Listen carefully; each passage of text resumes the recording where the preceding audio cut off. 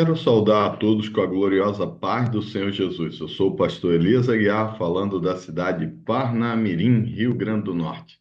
Estou aqui juntamente com o pastor Kleber Maia, ele que é um dos nossos vice-presidentes, é também o nosso diretor da escola teológica e também o nosso superintendente de escola bíblica dominical. Então, alguém que está com a imersão total aí na área do ensino da palavra de Deus.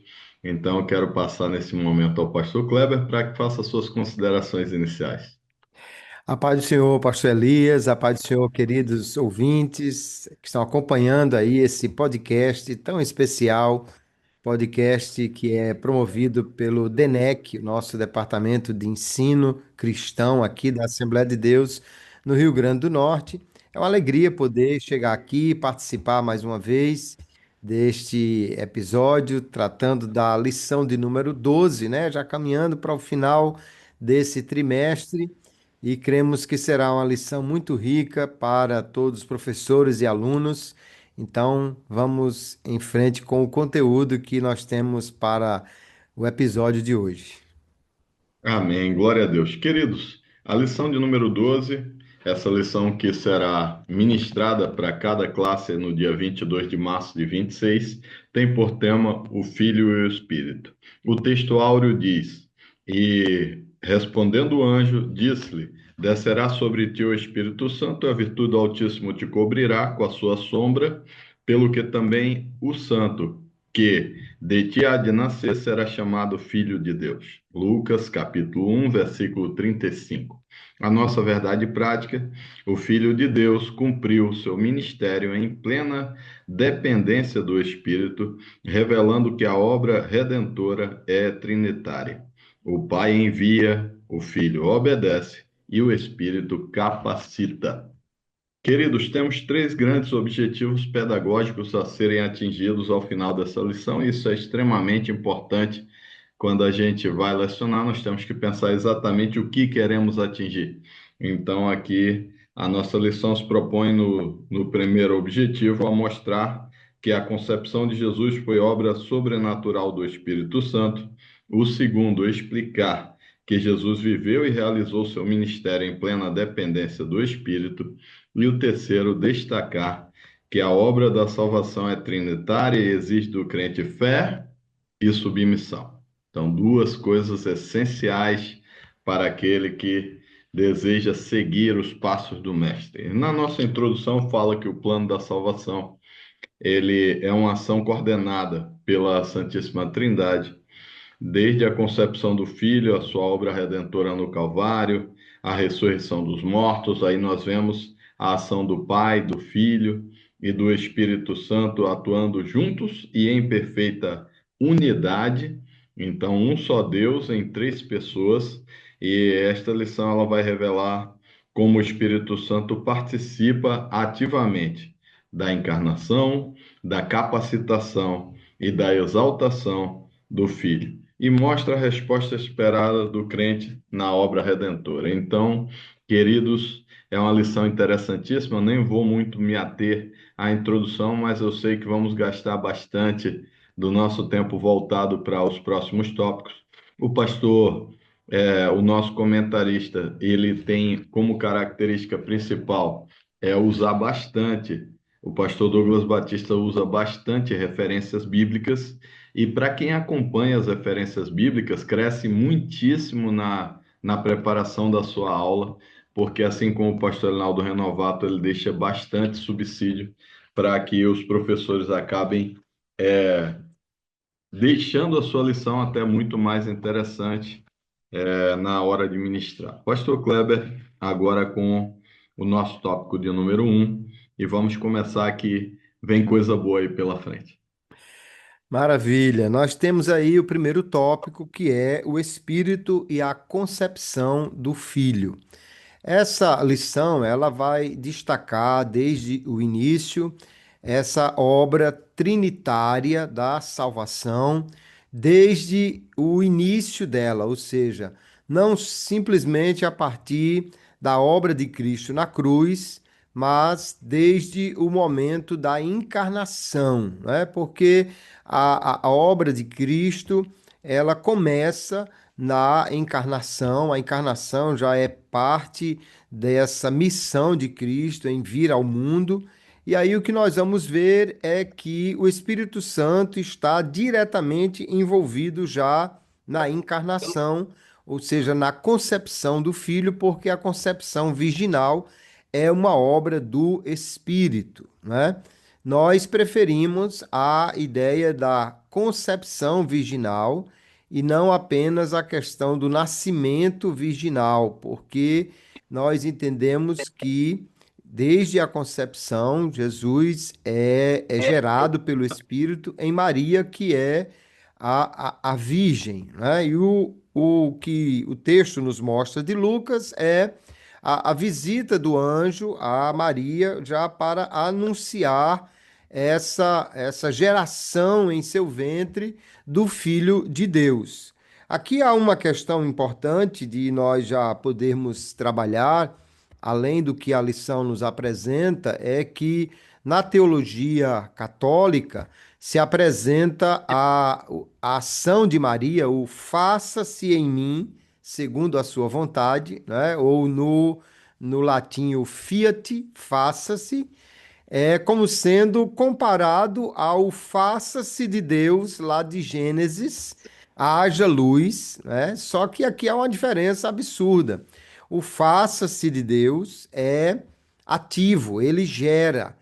O faça-se de Maria é passivo, ela apenas consente na obra do Espírito Santo na sua vida para que seja gerado ali o Filho de Deus. Então, não há comparação aqui, porque Maria é uma serva, é alguém que, por graça de Deus, foi é, chamada para ter esse papel de mãe do Filho de Deus enquanto homem, né? E aí o que se destaca nesse ponto aqui é a unidade essencial de Deus. Veja que há uma ação direta de Deus por meio do Espírito, mas por causa dessa ação do Espírito, o menino será filho de Deus, o Pai, mostrando que, na realidade, é um só Deus, porém fazendo-se uma distinção pessoal e funcional. O Pai é quem está realizando o plano de tudo aqui, o filho é filho do pai, porém ele será gerado pelo Espírito e o filho é então uma pessoa distinta. O que precisamos então é manter sempre aquela unidade essencial, mas a distinção pessoal na Trindade é chamada economia da salvação, né? Onde cada pessoa divina exerce um papel próprio, porém jamais independente, porque nós temos aqui uma ação de toda a Trindade. Na concepção virginal, nós vamos ver então que há uma iniciativa de Deus, é o Espírito Santo que vai agir, é Deus que manda o anjo para anunciar, e o que nós vemos então aí é que a obra redentora é gerada por Deus numa operação trinitária.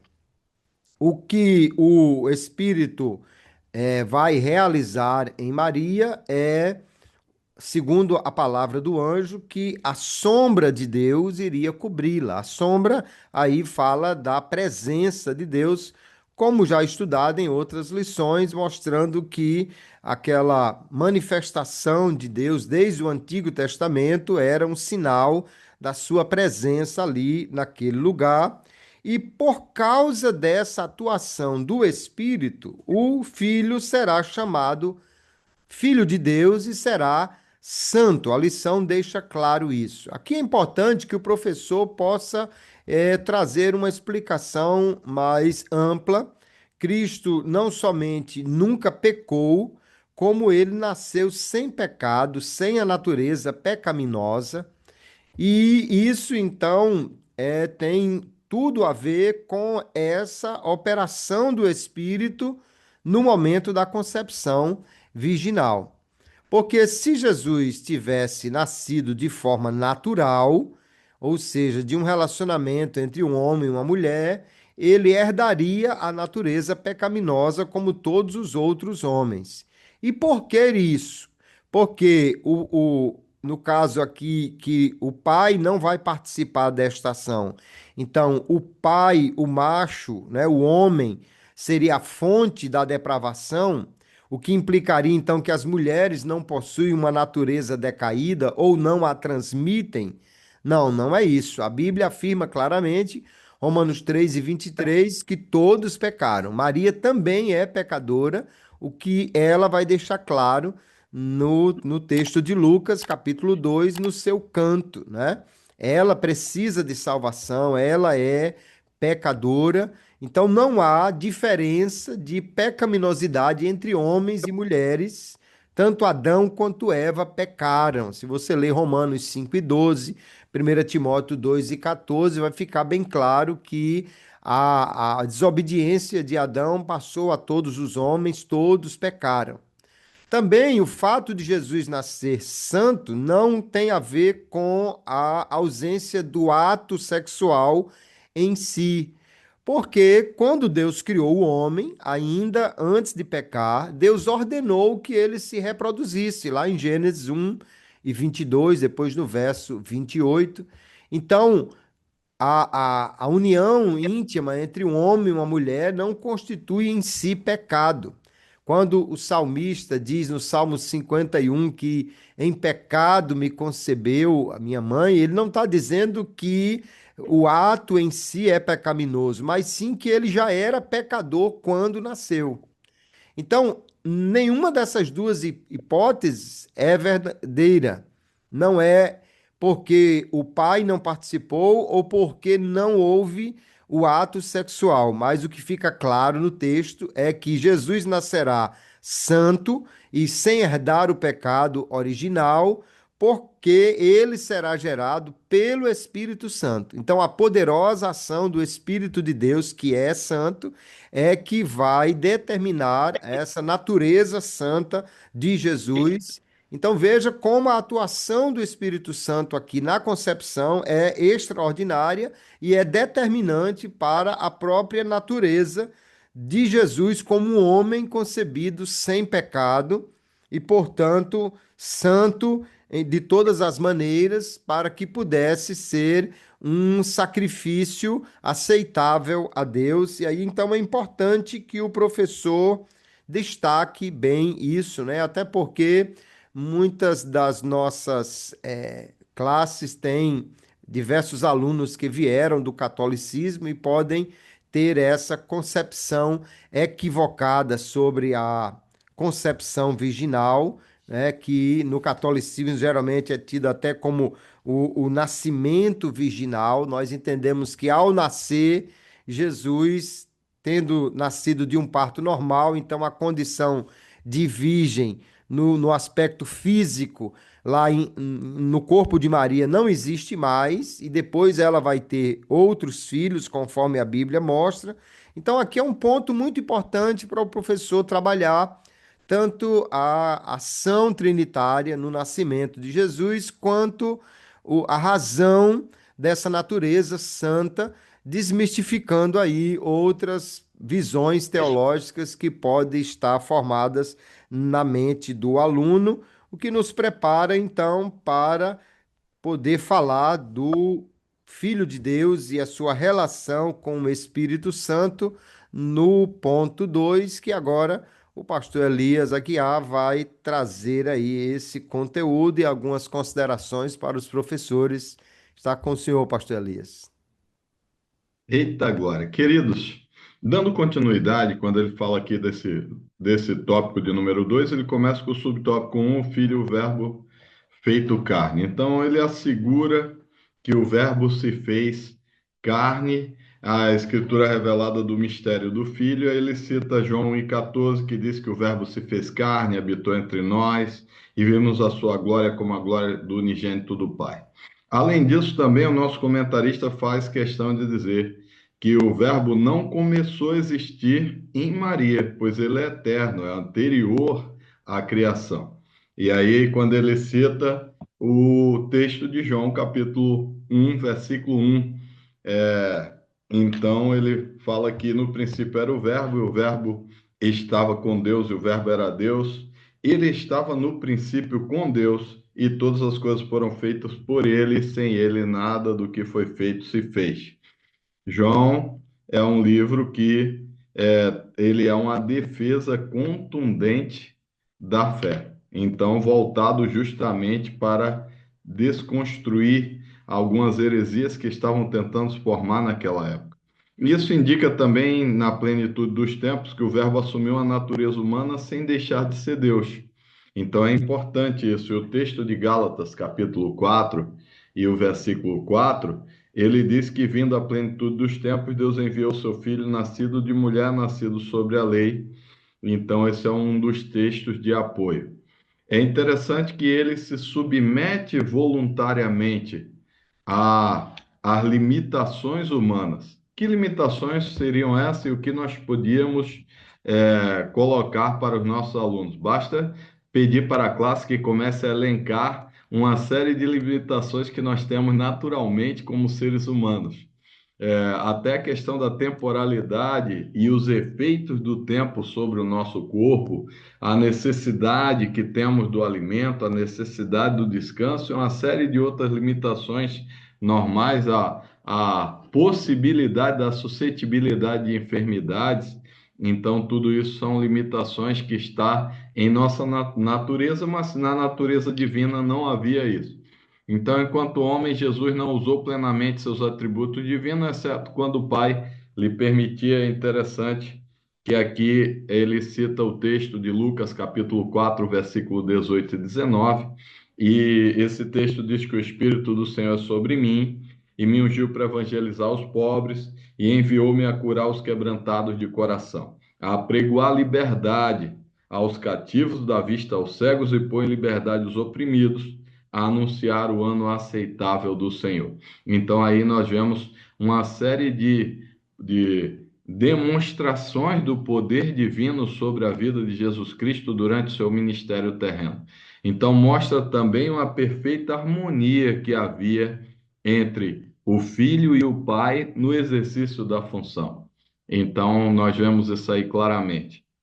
Além disso, também destaca aqui mas, além disso, nós também destacamos, além da harmonia que havia entre eles, o texto aqui que está em Lucas capítulo 4, versículo 18 e 19, que nós lemos, mostra também a grande autoridade que havia sobre Jesus Cristo. Queridos, e comentando aqui também o subtópico número 2 do tópico 2, fala do Espírito capacitando o Filho. Então, embora sendo Deus, seu ministério terreno, Jesus agia como homem cheio do Espírito. Cada palavra proferida, e nós vemos isso aí no texto de João, capítulo 3, versículo 34, porque aquele que Deus enviou fala as palavras de Deus, pois não lhe dá Deus o Espírito por medida. Então, é sem medida. Ele tinha toda a autoridade dada por Deus ali, mas pregava a palavra, a cada milagre que ele realizava, como está no livro também de Lucas, capítulo 5, versículo 17, diz que aconteceu que em um daqueles dias estava ensinando e estavam ali assentados os fariseus, doutores da lei, que tinham vindo de todas as aldeias da Galiléia, da Judéia, de Jerusalém, e a virtude do Senhor estava sobre ele para curar. Então veja bem que não existe nada que mostrasse de uma forma mais verdadeira a presença de Deus do que os sinais que Jesus fazia, que tornava inegável que ele era 100% homem, 100% Deus e trabalhando em seu ministério terreno. Então, nós vemos aqui também que, além dele falar sobre os milagres, também ele expulsava demônios, e aí diz: mas se eu expulso os demônios pelo dedo de Deus, certamente a vós é chegado o reino de Deus, em Lucas capítulo 11 e o versículo 20. Então, nós vemos aí diversas ações milagrosas, também no perdão ministrado, Lucas 5 e 24, para que saibais que o Filho do Homem tem sobre a terra poder de perdoar pecados, disse ao paralítico: te digo, levanta, toma a tua cama e anda. Então, são demonstrações de autoridade, de poder, de divindade, porque isso homem nenhum poderia fazer. Então, isso foi o resultado de uma vida conduzida na presença do Espírito Santo. Então, nós vemos aqui também em Lucas 4:18, ele dizendo: mais se eu expulso os demônios, é,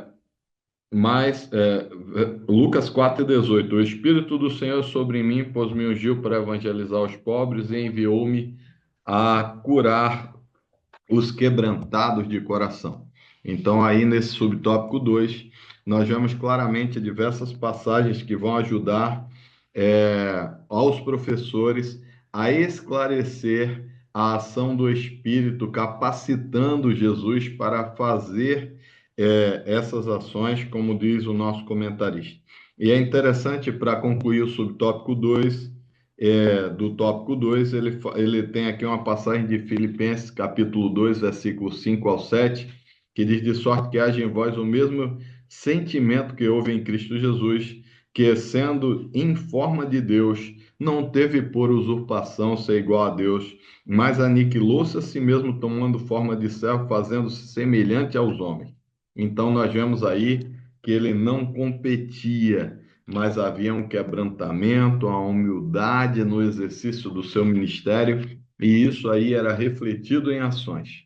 E aqui no subtópico número 3, queridos, nós vemos também ele falando que o Filho e o poder do Espírito. Então, nós vemos que o comentarista destacou a questão da dependência, e isso é extremamente importante, porque normalmente onde a gente vê um ambiente de competição não há dependência. Cada um tenta se destacar mais do que o outro, cada um tenta mostrar mais que o outro, cada um tenta ser mais oportuno que o outro, mas aqui nós vemos tudo muito bem separado. Deus faz um plano da salvação para nós, estrutura-o, vem o Senhor Jesus e executa esse plano da salvação, e vem o Espírito Santo depois nos consolando, nos guiando, nos levando à presença do Pai. Então, nós vemos aqui em Lucas capítulo 3, versículo 22, dizendo: o Espírito Santo desceu em forma corpórea como de pomba durante o batismo de Jesus em águas, e ouviu-se a voz do céu que dizia: tu és meu filho amado, em quem me comprazo.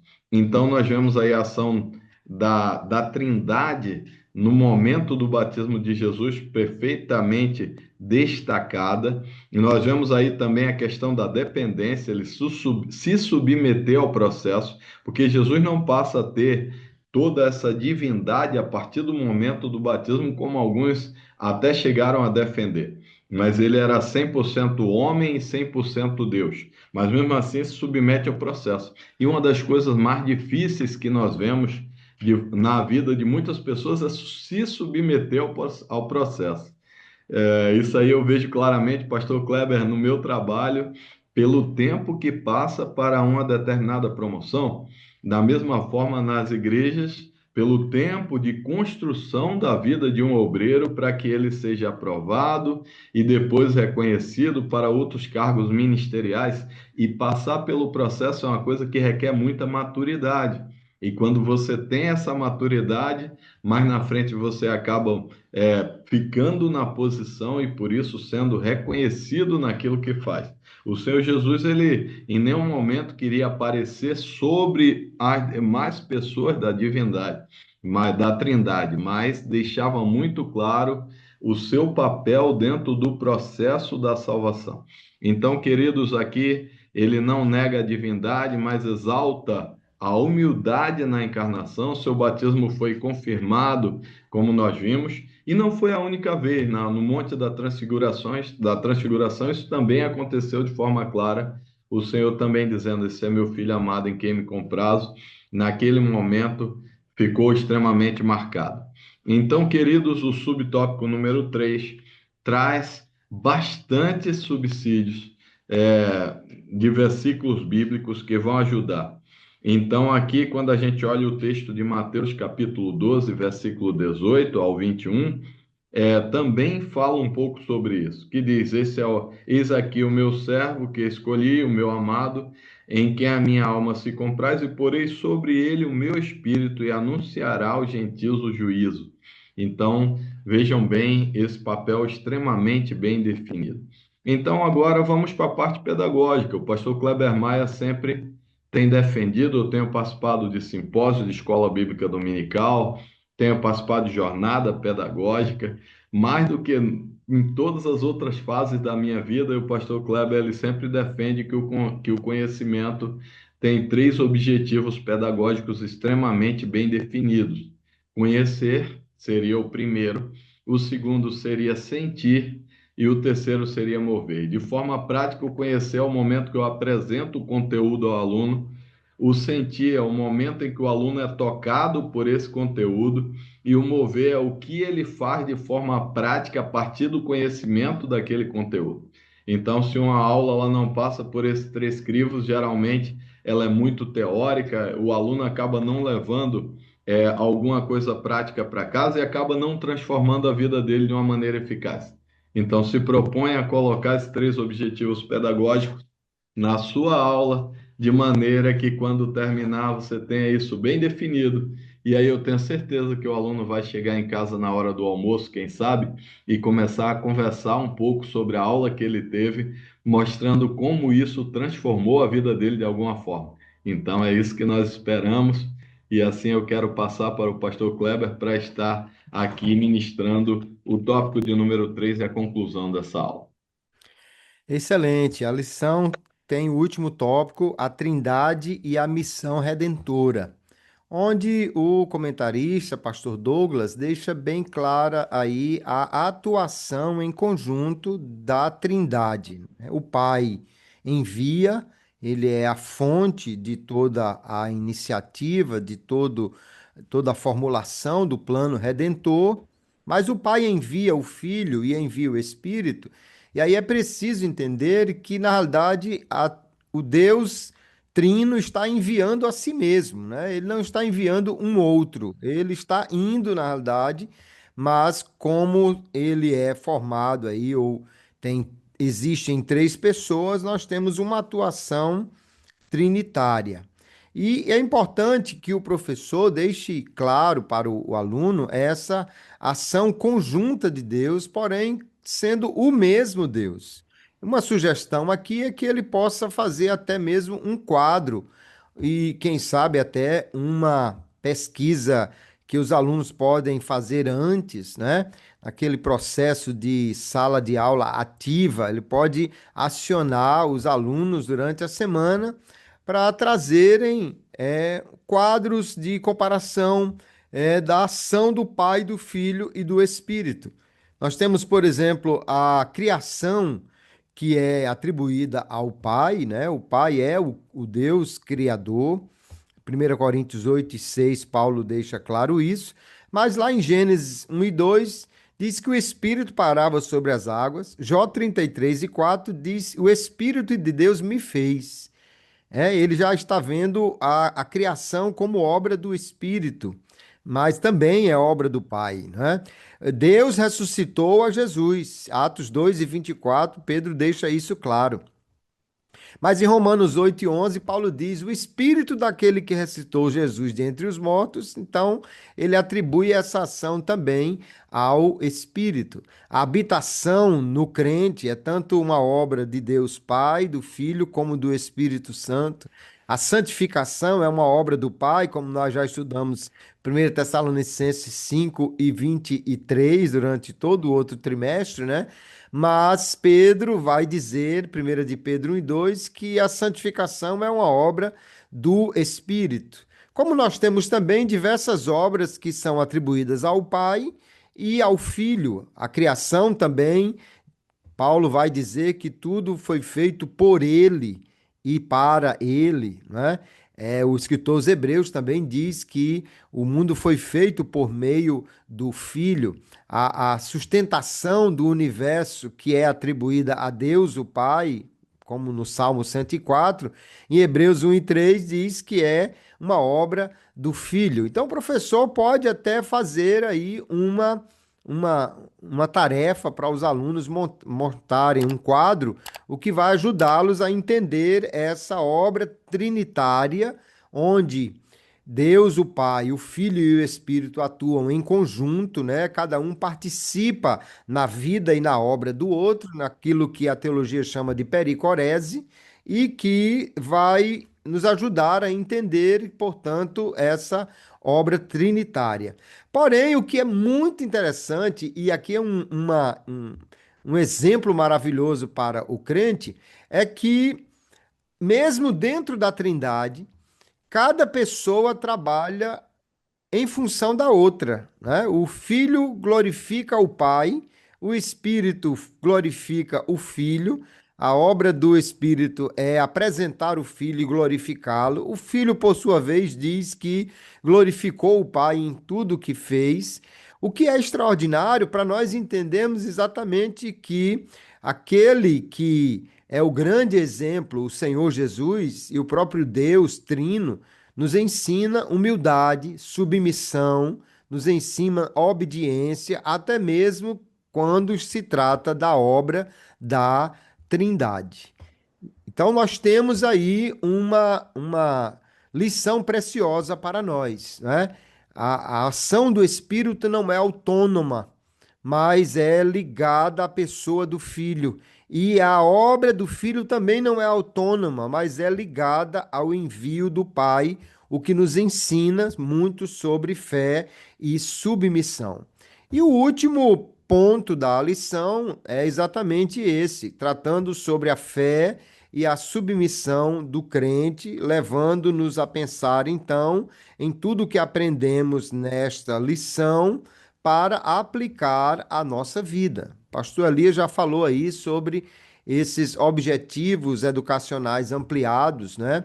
E nós podemos trazer para essa lição também essa ideia, dizendo que ao final da aula o aluno deverá conhecer essa cooperação eterna entre o Filho e o Espírito, ou em toda a obra de redenção como uma ação trinitária. Mas que valores esse ensino traz para a nossa vida?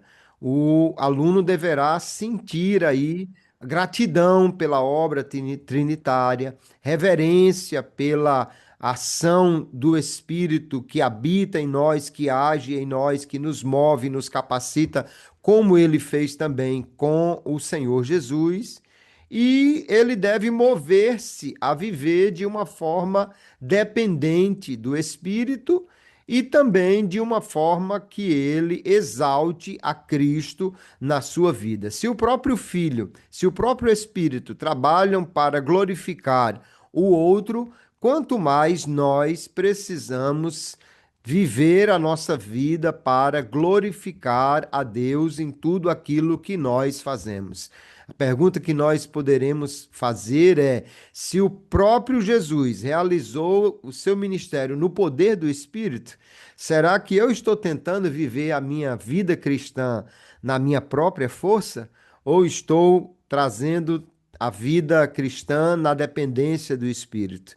Se o Espírito Santo glorifica o Filho e se o Filho trabalha para a glória do Pai, a minha vida tem evidenciado a Cristo e tem glorificado ao Pai, ou estou trabalhando para glorificar a mim mesmo?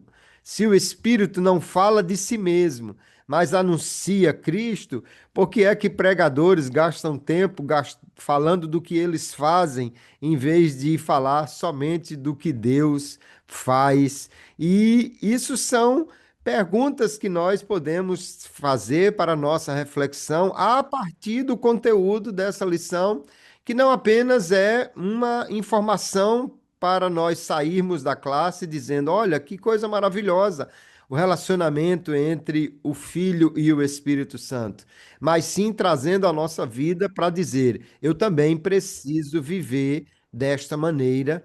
Assim como aprendi com Jesus, é o que o apóstolo Paulo diz, né? Como aprendestes de Cristo, andai nele. Então, que o professor possa fazer dessa aula mais do que um momento de informação, um momento de reflexão, de impacto, de transformação, para que saiamos dali não só conhecendo, mas também sentindo gratidão, reverência e nos movendo para sermos esses instrumentos para a glorificação do Pai e para falar de Cristo, conforme nós aprendemos em fé e submissão com a ação trinitária, e fazendo isso, a lição será muito rica e muito produtiva para todos os alunos e professores, porque antes de alunos transformados, os professores também precisam ser, e assim nós vamos ter uma lição muito rica, Pastor Elias, e creio que cada professor poderá trazer esses subsídios para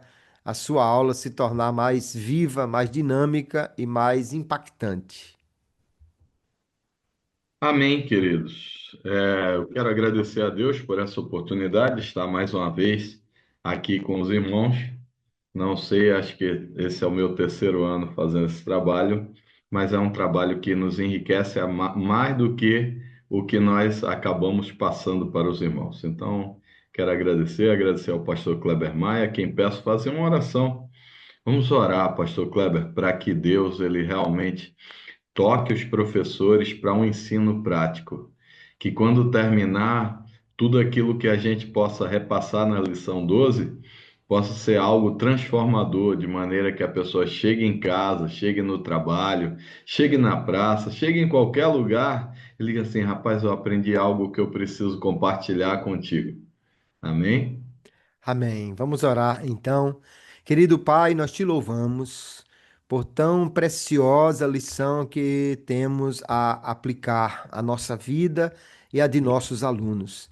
A nossa oração a Ti, Senhor, é confiados na obra de Cristo e pela intercessão do Espírito, porque Te louvamos por esta obra tão extraordinária que o Deus Trino, o Senhor, faz na nossa vida. E pedimos que capacites cada professor, assim como capacitaste a Cristo, nosso Senhor, que capacite-nos a sermos teus instrumentos para levar essa mensagem, para transmiti-la de uma maneira que os alunos possam agregar valores à sua vida, tendo a partir dessa informação reverência, gratidão e outros sentimentos, e que possam colocar em prática isso para viver para a tua glória, para teu louvor, para te exaltar em tudo que nós fazemos.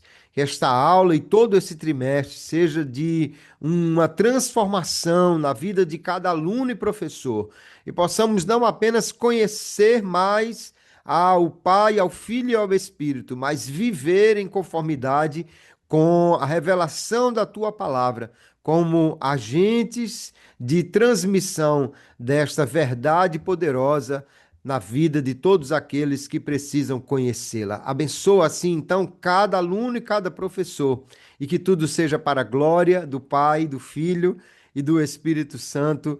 Nós te oramos assim, Pai, no nome de Jesus. Amém e amém. Glória a Deus. Deus abençoe a todos em nome de Jesus. A paz do Senhor, queridos.